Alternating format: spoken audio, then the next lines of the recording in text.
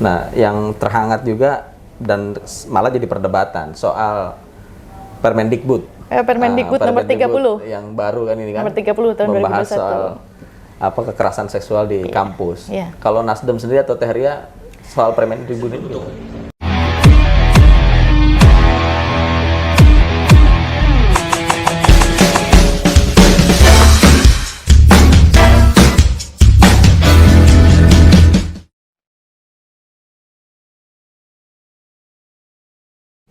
Assalamualaikum warahmatullahi wabarakatuh. Kembali lagi di Persepsi Fakta, di podcast bersama Wakil Rakyat, terutama Wakil Rakyat Provinsi Banten.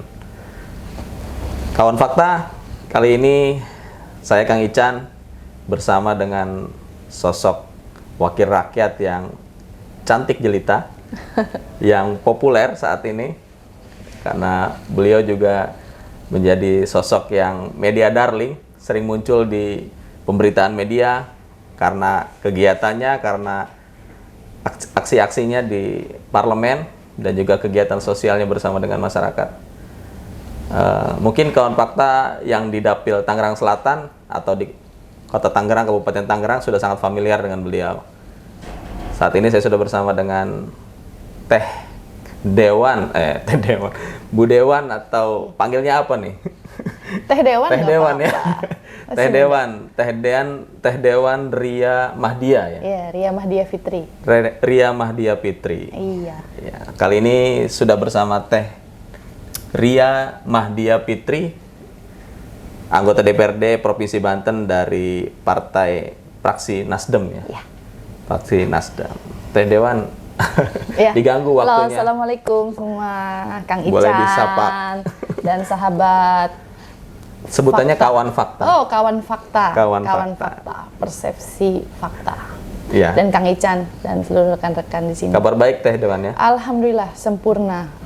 Teh Ria apa Teh Dewan? Teh Ria aja. Teh Ria ya. Iya. Iya, kawan fakta, selama 1 jam ke depan lah mungkin ya, kita akan berbincang-bincang, berdialog dengan Teh Ria, wakil rakyat kita yang mewakili rakyat Provinsi Banten, tentang berbagai macam hal, khususnya kiprah dan peran beliau selama menjadi anggota parlemen. Dan pastinya kawan fakta akan penasaran nih, apa yang menjadi kiprahnya selama ini dan juga gagasan-gagasan tentang isu terhangat di Provinsi Banten. Teh Ria, Iya. dapilnya Tangsel ya Teh Ria ya? Betul, Tangerang Selatan. Tangerang Selatan. Ini Partai Nasdem saat ini juga sedang berulang tahun ya? Iya, yang ke-10, 1 dekade. Ya, kawan fakta. Berkiprah di jalan restorasi. Wah, berkiprah di jalan restorasi. Kita ucapkan selamat dulu nih Ya, untuk Teh Ria terima dan kasih. semua kader Partai Nasdem Ya, di ulang tahunnya yang ke-10. Teh Ria ini sosok anggota DPRD yang cukup familiar bagi masyarakat, terutama di kalangan awak media karena sering muncul nih. Iya. Kiprahnya luar biasa. Tapi ngomong-ngomong Teh Ria, jadi perempuan di parlemen bagaimana tuh? Susah atau nyaman atau memang ada tantangan lain seperti apa? Karena ketika sesuatu hal itu adalah yang kau inginkan, kau akan menikmatinya. Dan saya menikmati menjadi anggota parlemen. Menikmati ya? Ya, menikmati. Segala suatu hal harus kita nikmati, kita syukuri, sehingga menjalankannya pun nanti kita achieve on target. Wah, kalau setengah-setengah hati nanti gimana dong? Makanya kan sukses. Yang udah dipilih sama rakyat kan? Iya, luar biasa. Jadi emang ternyata sangat dicintai profesi ataupun karirnya saat ini di parlemen. Harus mencintai karirmu. Love what you do what you love. Cintai apa yang kamu lakukan, dan lakukan apa yang kamu cintai. Dan sekarang saya sedang menjadi anggota parlemen, maka saya akan mencintai profesi saya dan mencintai status saya saat ini sebagai anggota parlemen. Tentunya mencintai rakyat juga ya? Ya, karena anggota dewan itu kan sebetulnya hanya perpanjang tanganan saja. Tidak semua rakyat yang memilih kita bisa duduk di parlemen, maka diwakili kan. Maka suara saya ya suara rakyat. Mantap. Pandangan mata saya pandangan mata rakyat. Pemikiran saya adalah pemikiran rakyat, dalam artian kajiannya berdasarkan pada kebutuhan dan aspirasi masyarakat, begitu. Ya. Kalau posisi sebagai wanita atau sebagai perempuan, dengan ya kiprahnya mungkin di rumah gitu kan. Iya, iya. Nggak ada problem pembagiannya dengan kegiatan-kegiatan di Dewan. Alhamdulillah, so far nggak ada problem membagi waktu, itu sebisa-bisa kita lah. Dan bagaimanapun perempuan setinggi apapun kiprah dia politik di rumah itu, dia tetap kembali lagi kepada ayat Ar-rijalu qawwamuna 'alan nisa. Suami saya adalah imam saya di rumah. Kalau di luar saya bisa jadi siapapun. Bisa jadi sahabat Kang Ihsan, Kang Ican bisa jadi anggota DPRD, bisa jadi mahasiswi, tapi di rumah saya tetap seorang istri, makmum, seorang ibu. Tidak meninggalkan bagi anak. peran ya? Tidak dong, di rumah saya masak. Masak, kalau hari libur hobi saya masak. Masih keburu masak? Harus dong, sesekali anak-anak dan suami harus merasakan masakan saya. Jadi yang dilayani bukan hanya rakyat ya? Bukan, ya memang tidak bisa menghilangkan kodrat, tapi memang perlu kerja ekstra, karena ada beberapa hal tersebut yang harus dipikul dalam kewajiban, dalam pundak saya sebagai seorang perempuan, dan juga mungkin dialami oleh rekan-rekan politikus perempuan lainnya, harus kerja ekstra ya, karena posisi kami sebagai perempuan, memposisikan diri sebagai seorang istri, ibu, tapi juga sekaligus sebagai seorang politikus, itu bukan hal yang sangat mudah. Yeah. Tapi enjoy your life, harus optimis dong. Jadi kawan fakta, ternyata politikus perempuan yang masih mungkin dipandang sebelah mata, diragukan gitu ya, ternyata malah menikmati karirnya di politik ya. Harus dong. Tapi memang jumlah anggota DPRD perempuan di Dewan Provinsi Banten masih minim ya? Ya, belum mencapai keterwakilan 30% perempuan, hanya 15 dari 85. Tapi ya menurut kami, it's not about quantity, it's about quality. Bukan tentang jumlah, tapi tentang kualitas. Bukan hal mustahil, meskipun tidak mencapai target 30% keterwakilan perempuan, kami bisa menyuarakan apa yang dibutuhkan oleh kaum perempuan pada khususnya dan masyarakat pada umumnya. Ada hambatan dalam menyuarakan isu-isu perempuan karena jumlah kecil itu? Tidak juga, karena kami juga diwadahi dalam KPPI kan, di Provinsi Banten ini sendiri, dan sejauh ini aspirasi kami sebagai kaum perempuan cukup didengar. Hanya saja memang kekurangan keterwakilan itu membuat kami sulit memaksimalkan keputusan yang kompatibel, keputusan yang sesuai dengan apa yang memang dibutuhkan oleh suara hati kami sebenarnya. Tapi karena minim itu keterwakilannya, itu saja kurang maksimal, tapi tidak menghambat apa yang kami. Tapi nggak ada katakanlah resistensi dari gender lain, itu dari dewan yang laki-laki gitu ya terhadap isu-isu perempuan yang disuarakan? Kalau saya melihat karena saya baru di parlemen, saya baru menjabat periode pertama ini, saya melihat tidak ada hal itu. Kami diberikan ruang terbuka untuk menyampaikan pendapat, diberikan kewenangan yang sama untuk mengemukakan pendapat atau hal apapun itu, tidak ada resistensi seperti itu. Kalau soal isu, biasanya kan mungkin karena sama gender berkumpul ya Dewan Perempuan yang 15 tadi ya, dewannya. 15 tadi, apa tuh biasa isu yang dibahas bersama misalkan? Banyak sih, kami lebih ke membahas isu tentang kesetaraan gender, tentang peluang-peluang kaum perempuan di Banten berkiprah dalam politik maupun pemerintahan atau hal lain, tentang pemberdayaan perempuan, tentang pendidikan kaum disabilitas juga pada perempuan dan anak. Banyak hal yang kami bahas. Dalam arti banyak mimpi-mimpi yang kami bawa dari 15 perempuan itu, pasti mereka masing-masing memiliki aspirasi ataupun harapan dari masyarakat di dapil mereka masing-masing kan, dan itu yang kami bicarakan dan kami rumuskan dalam keterwakilan kami masing-masing di setiap komisi maupun AKD. Maka apa yang kami bicarakan itu harus menjadi satu goal penting yang akhirnya akan turun menjadi program untuk masyarakat. Ya, kalau di praksi sendiri untuk masing-masing dewan perempuan lah gitu ya. Iya. Diberikan ruang khusus juga untuk. Diberikan ruang khusus. Saat ini saya di fraksi Nasdem Provinsi Banten kan menjabat sebagai sekretaris. Sekretaris fraksi. Iya, sekretaris fraksi. Tapi itu tidak meskipun saya sendiri, karena kita gabungan dengan PSI, ada satu lagi Ibu Mareta Dian Artanti dari Tangsel juga. Tapi itu tidak mengurangi kiprah kami dalam bersuara, dalam berargumen, dalam bermusyawarah untuk memutuskan sesuatu hal yang keterkaitan dengan fraksi ataupun kebijakan yang keterkaitan dengan fraksi atau partai, seperti itu. Nggak ada masalah. Malah perempuan, kalau kata rekan-rekan fraksi, kalau Bu Dewandri yang nggak hadir, rapatnya nggak hangat gitu katanya. Jadi Kerasa hangat nggak sekarang? sangat hangat ini suasananya. Makanya seperti itu. Ternyata memang fungsi perempuan juga di legislatif sangat berpengaruh ya. Ya, penyeimbang, controlling. Karena kan kami perempuan itu memiliki citra politik yang santun ya.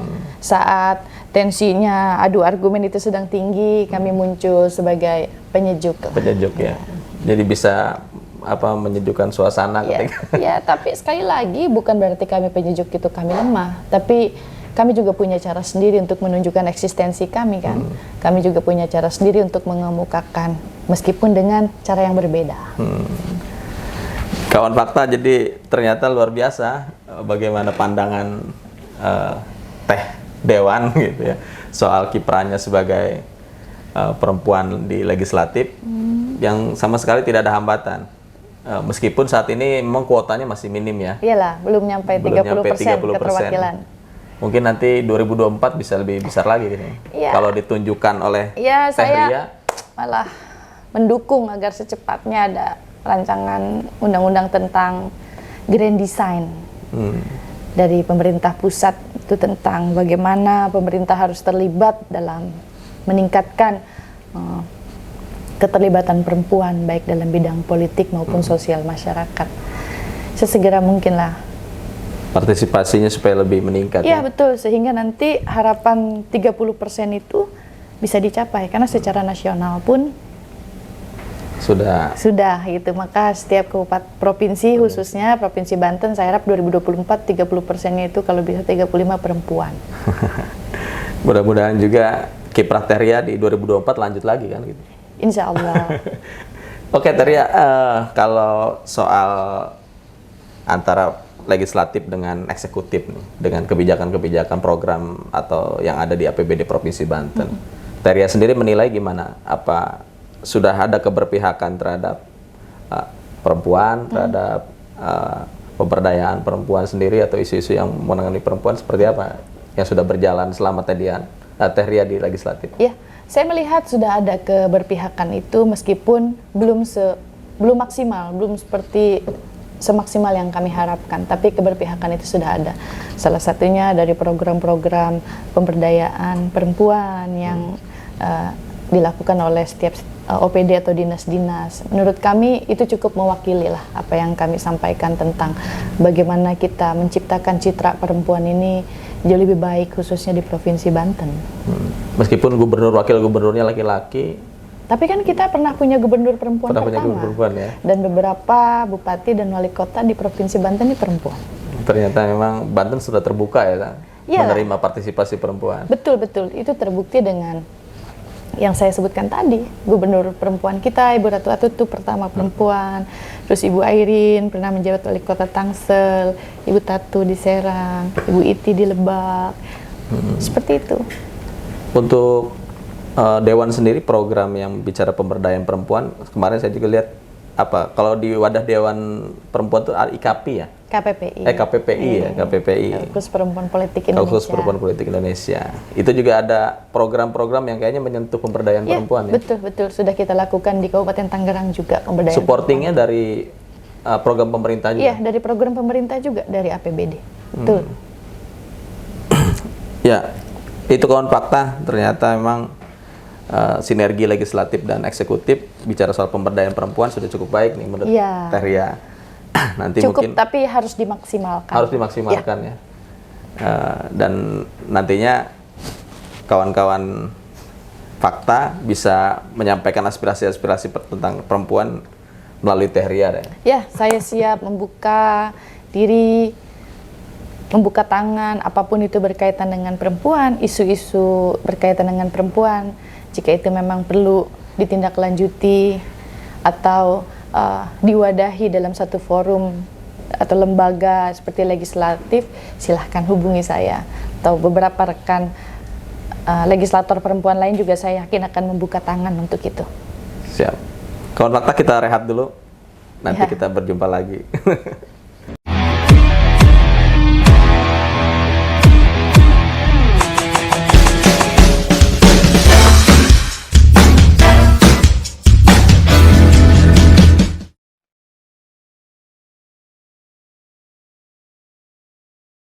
Baik kawan fakta, soal isu keperempuanan, program tentang pemberdayaan perempuan di Provinsi Banten sangat intens dan sangat aktif dikawal oleh Teh Dewan Ria ini.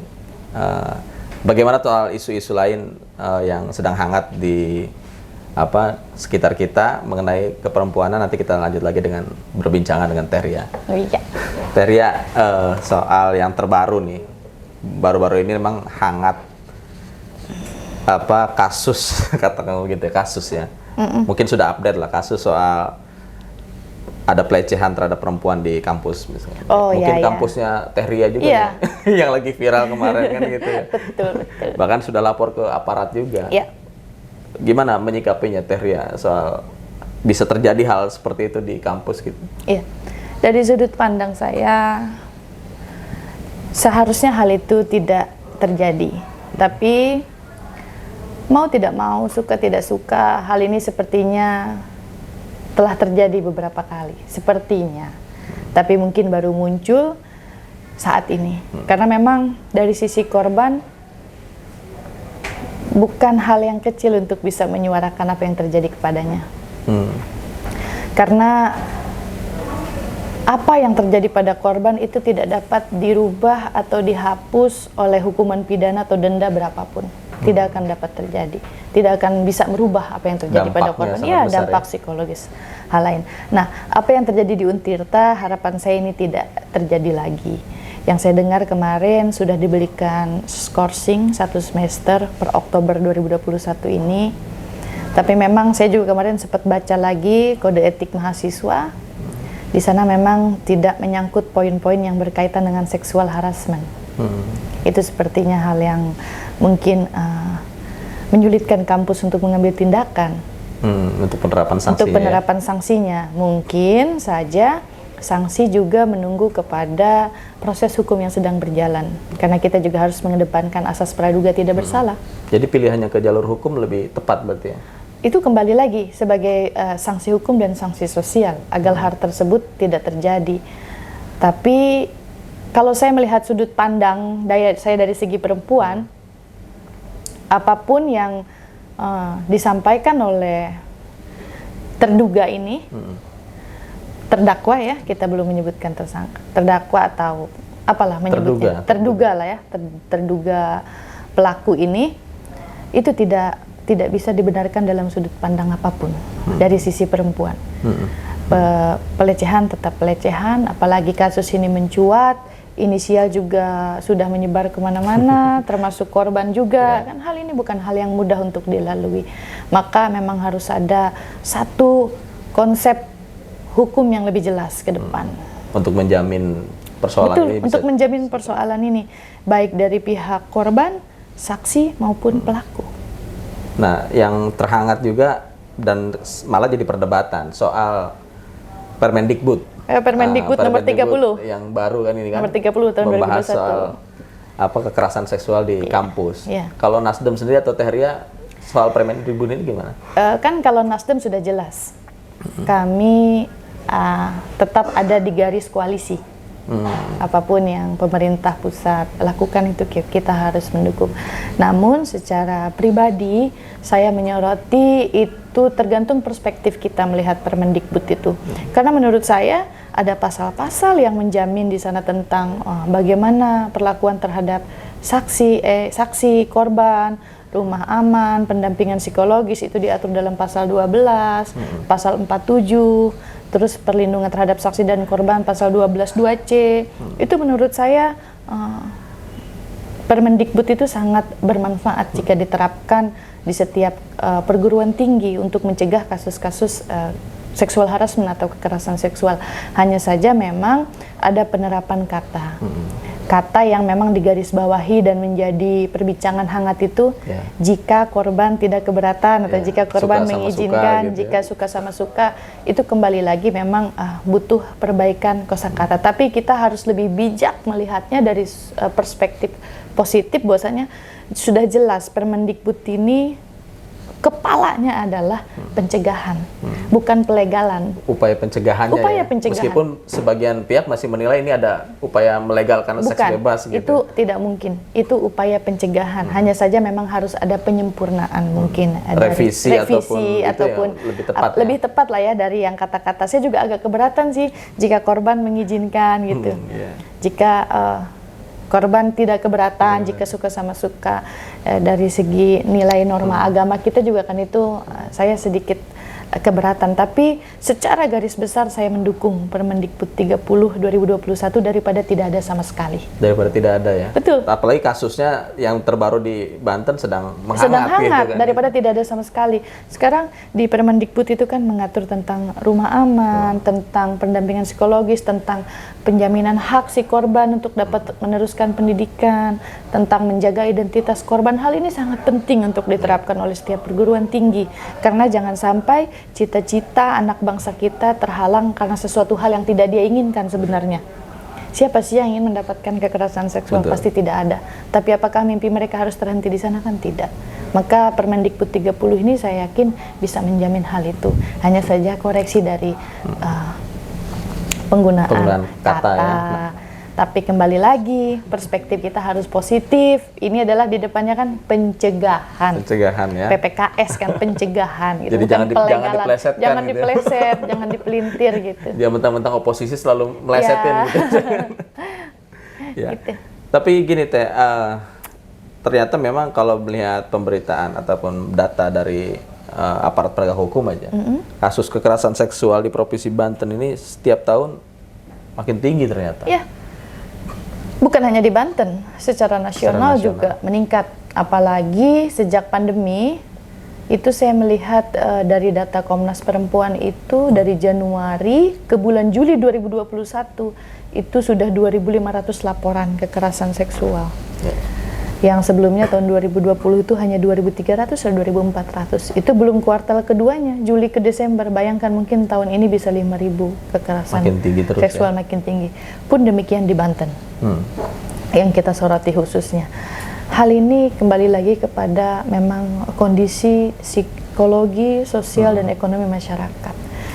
Himpitan ekonomi, himpitan tekanan psikologis juga pada keadaan pandemi COVID-19 kemarin kemungkinan besar memberikan arus pergerakan sehingga angka kekerasan seksual ini meningkat di Provinsi Banten. Jadi bukan hanya dari sisi moralitas hal ini bisa terjadi gitu ya? Bukan, jadi ada tekanan-tekanan lain kalau saya melihat. Buktinya dari 2020 ke 2021 itu lonjakannya hampir 2 kali lipat. Faktor ekonomi juga jadi pemicu. Keadaan psikis seseorang juga jadi pemicu sepertinya. Kalau kita melihat, maka kasus kekerasan seksual ini menjadi PR kita bersama juga. Baik itu pemerintahan, eksekutif maupun legislatif, dan juga unsur masyarakat. Programnya dari pemerintah untuk penanggulangan ini sudah terlihat upaya-upayanya. Kalau saya melihat sejauh ini kan seperti kasus yang berulang dari tahun ke tahun, dan upayanya memang belum maksimal.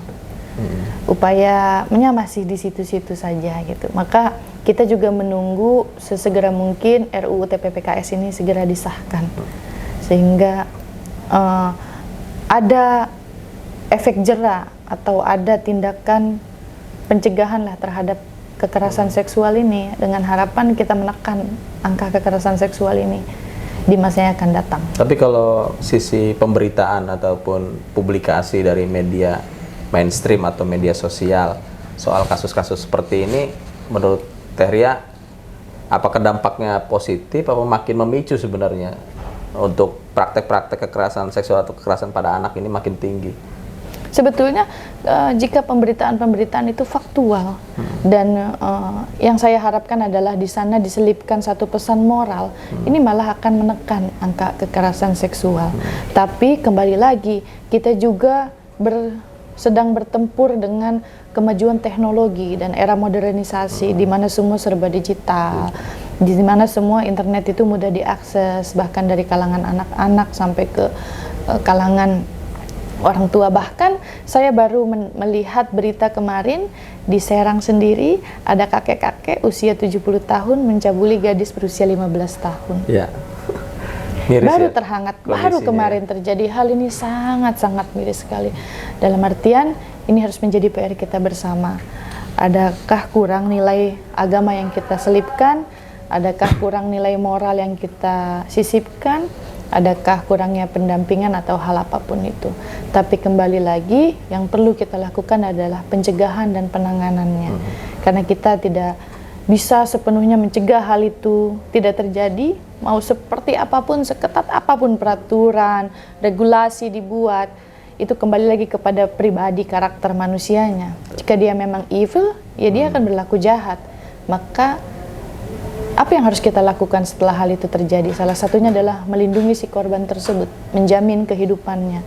Bagaimana tuh harusnya yang dilakukan pemerintah kepada korban lah misalkan ketika menerima perlakuan seperti itu? Apa yang sudah misalkan program pemerintah ataupun yang sudah selama ini terjadi gitu ya? Ya, salah satunya yaitu memberi pendampingan hukum. Pendampingan hukum, mensupport secara fisiologis, fisiknya dia. Dan yang saya inginkan adalah adanya rumah nyaman atau Belum rumah ada aman. Provinsi Banten ya? Belum ada kita sekarang. Mungkin harus dikembangkan. Jadi saya berharap kasus kekerasan seksual terhadap anak dan perempuan ini jangan hanya jadi lip service bagi setiap pejabat pemerintahan, baik eksekutif maupun legislatif. Karena paling gampang menjual citra diri seseorang adalah ketika mengangkat kasus kekerasan seksual pada perempuan dan anak. Tapi sekali lagi, ketika ini hanya menjadi lip service, maka ini PR ini akan semakin besar. Angka itu akan semakin naik. Mungkin ini seperti piramida gitu ya? Iyalah, betul. Piramida terbalik ya? Piramida terbalik, bukannya makin mengerucut malah makin besar. Gitu. Jadi memang tindakannya yang harus diambil harus benar-benar yang bisa diaktualisasikan. Bagaimana kita melindungi saksi, bagaimana kita melindungi korban, bagaimana peran pemerintah, bagaimana peran masyarakat, bagaimana peran kaum akademisi, kaum intelektual, agamawan ya? Iya, bagaimana peran kaum para alim ulama di Provinsi Banten ini sendiri. Kita harus sinergi menekan ini, karena itu tadi akses terhadap internet itu juga akan mempengaruhi. Ya. Kawan Fakta, jadi ternyata sangat komprehensif apa yang menjadi pemikiran maupun pandangan dari Teh Dewan Ria yang bicara soal perempuan, bicara soal bagaimana penanggulangan kasus-kasus kekerasan terhadap perempuan. Ini banyak hal yang menjadi PR ya, buat harus ke depan pemerintah berbuat seperti apa.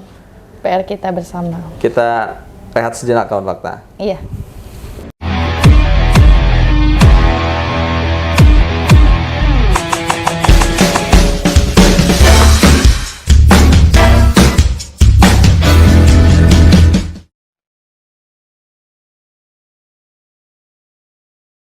Masih bersama Teh Dewan Ria di ruang fraksi Nasdem, fraksi Nasdem PSI ya? Iya. Fraksi, karena ada dua partai ternyata di sini. Iya, ada Meskipun PSI bergabung bersama PSI. Iya, Teh Ria, kembali lagi soal kasus-kasus perempuan.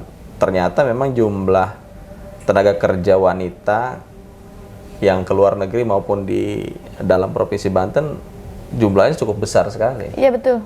Sehingga kasus-kasus soal kekerasan perempuan terhadap tenaga kerja di luar negeri juga semakin menghangat nih, makin terus bermunculan. Teria sendiri memandangnya seperti apa? Apakah memang positioning perempuan ini dalam bekerja sudah terlindungi atau memang ada hal lain yang seharusnya lebih baik tidak dilakukan oleh perempuan gitu sehingga mencegah itu? Ya.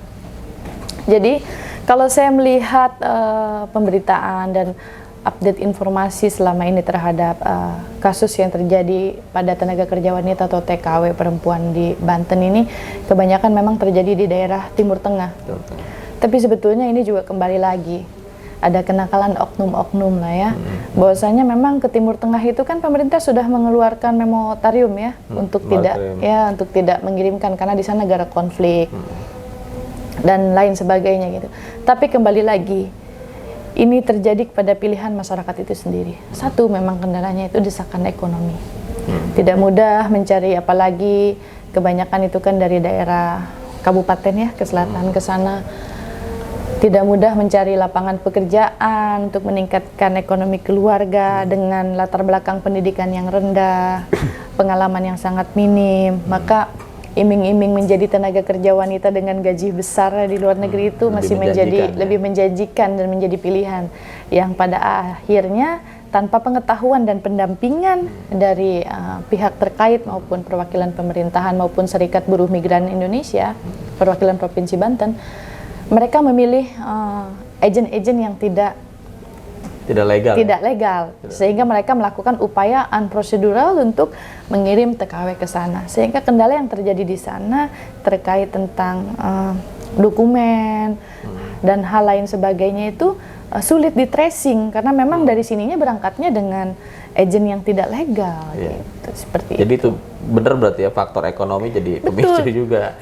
Saya melihat itu faktor ekonomi menjadi pemicu bagaimana para wanita di Provinsi Banten masih memilih opsi untuk menjadi TKW di luar negeri. Sehingga mereka juga di sana ada yang menjadi korban kekerasan seksual, ada yang menjadi korban dari penggunaan tenaga kerja yang tidak bertanggung jawab, yang tidak mendapatkan gaji. Malah ada pernah kasus tahun 2015 atau 2016 itu isu tentang pengantin Tiongkok dari Banten. Sebenarnya ini hal yang sangat memalukan bagi Provinsi Banten. Bahkan Serang sebagai ibu kota itu ada punya kampung disebut Kampung TKI ya, Kampung TKW ya. TKI. Ini meskipun mungkin sebagian besar mereka adalah devisa negara, orang-orang yang membanggakan. Tapi ini perlu memang pendampingan khusus, perlu sosialisasi yang lebih mendalam lagi kepada para calon TKI TKW ini. Kesiapan mereka juga, memilih agen juga, pengetahuan juga minimal ketika sesuatu hal terjadi tidak sesuai dengan perjanjian kontrak, apa yang harus mereka lakukan, siapa yang harus mereka hubungi, pendampingan terhadap keluarga juga di sini. Jika terjadi sesuatu kepada keluarga mereka yang sedang menjadi TKW di sana, apa yang harus pihak keluarga lakukan di sini? Misalnya menghubungi Serikat Buruh Migran atau menghubungi siapa? Hal ini perlu dilakukan sehingga hal-hal yang tidak diinginkan ini tidak terjadi kepada para pahlawan devisa kita di luar sana gitu. Kalau peluang pekerjaan sendiri di Provinsi Banten memang terbatas atau memang sehingga banyak keluar itu faktornya? Ya, jadi kalau saya melihat sekarang kan kita sudah Provinsi Banten ini sendiri mulai dari industri itu mulai ditinggalkan. Banyak para pelaku usaha itu pindah ke Provinsi Jawa Tengah, provinsi lain dengan akses infrastruktur yang lebih mudah kan yang sudah dibuka dengan tujuan memang pemerintah pusat melakukan pemerataan ekonomi kan. Tapi akhirnya menimbulkan dampak itu. Banyak kasus PHK terjadi apalagi saat beberapa pabrik di Kabupaten Tangerang itu ditutup kan. Terlebih daripada itu sekarang ada standarisasi sendiri termasuk outsourcing pendidikan minimum itu SMA. Sedangkan masyarakat kita belum mampu menyesuaikan itu apalagi khususnya di daerah selatan, Pandeglang, Lebak, Kabupaten Serang itu masih banyak yang belum mencapai taraf pendidikan daerah 12 tahun gitu itu ya daerah tertinggal itu sehingga dengan ijazah SD bagaimana mereka bisa bekerja ya salah satunya jadi TKW yang tidak membutuhkan ijazah. Ini problem yang memang klasik juga ya. Perlu penanganan serius. Kayaknya Bu Dewan kalau untuk masuk eksekutif cocok ini karena sudah paham dengan persoalan-persoalan. Ya kita saling sharing aja. Kita juga harus membaca semua situasi kan. Bukan barang tentu sesuatu hal yang tidak menjadi bidang saya tidak harus saya pelajari. Karena kita tidak pernah tahu perjalanan hidup kita akan Allah giring kita kemana. Tapi minimal dengan mempelajari tanpa pun kita bisa menentukan atau mengambil kebijakan, minimal kita bisa memberikan masukan. Apalagi legislatif harus bicara ya? Ya, pandangan-pandangan seperti itu. Oke, kawan fakta, banyak sekali yang disampaikan dan gagasan dari Bu Dewan tadi soal kasus-kasus perempuan. Iya, termasuk. Teh Dewan ini yang lagi naik juga nama Provinsi Banten, terutama Serang, soal karya film tentang isu perempuan juga. Film apa itu? Yuni, udah dengar ya? Oh iya, ya film Uni yang di Dan bahkan Toronto Festival ya. Toronto Festival rencana kan tayang 6 Desember ini serentak di seluruh bioskop. Bu Dewan melihat film itu dengan penggunaan bahasa asli Banten ya, bahasa Jawa Serang. Iya, jasanya. Seperti apa itu? Ya saya melihat ini satu hal yang membanggakan juga, bahwasanya kearifan budaya lokal Provinsi Banten ini diangkat secara nasional bahkan internasional.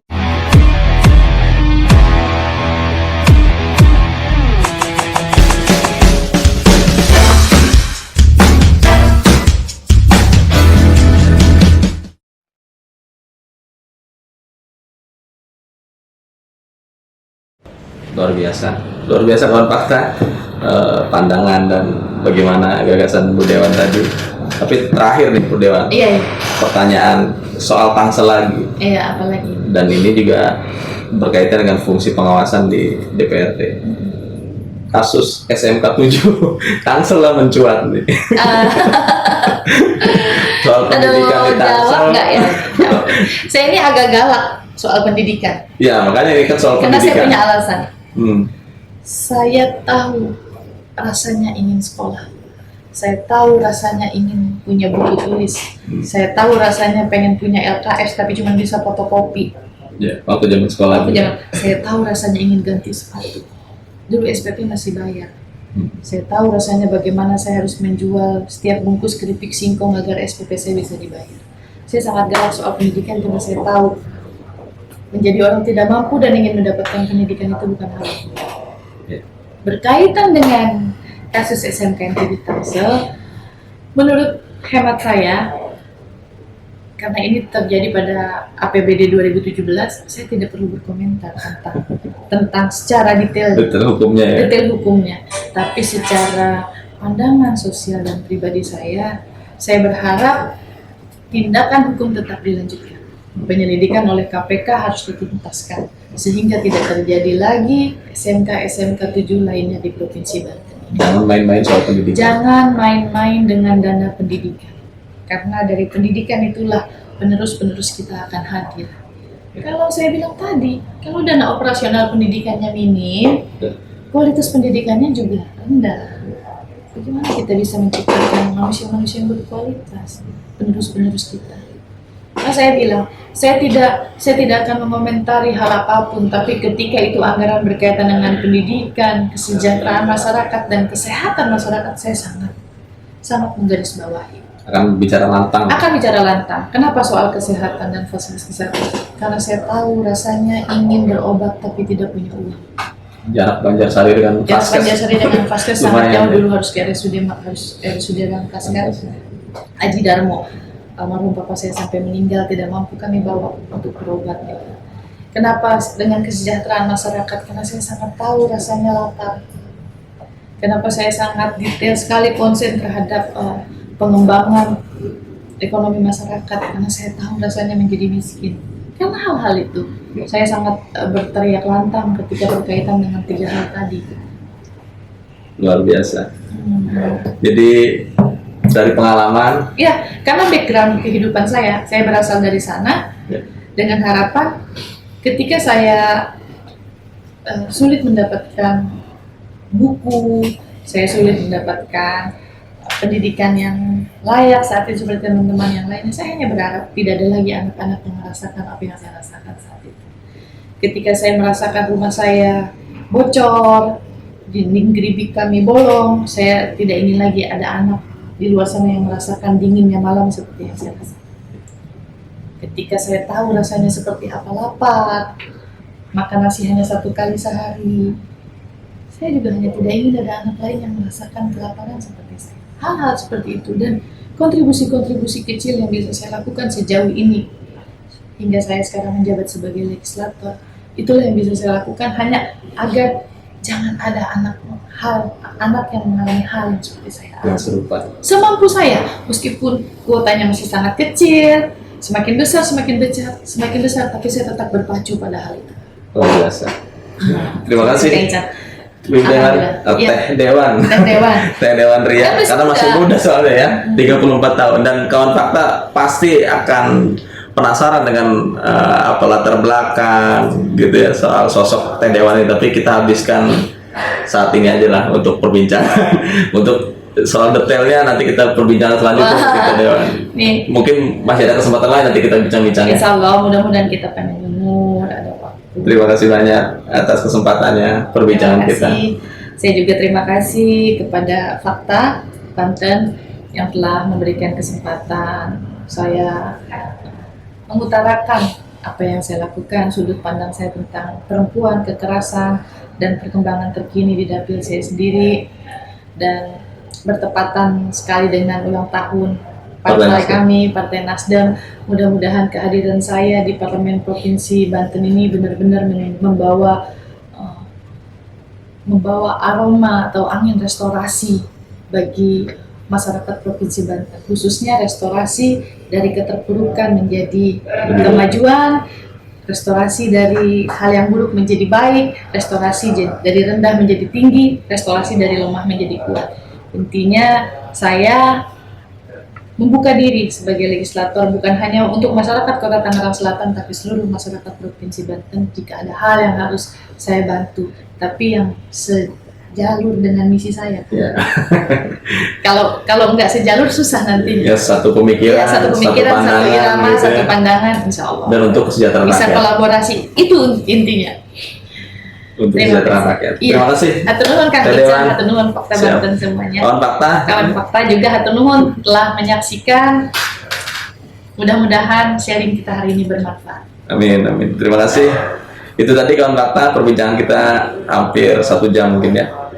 Cukup panjang, dan apa yang disampaikan Teh Dewan tadi mudah-mudahan bisa menginspirasi dan memotivasi kita semua. Ternyata kita semua masih punya harapan. Amin. Dan bisa lebih baik lagi ke depan. Amin. Dan saya terima kasih Kang Ican. Kembali lagi di Persepsi Fakta selanjutnya. Assalamualaikum warahmatullahi wabarakatuh. Assalamualaikum warahmatullahi wabarakatuh.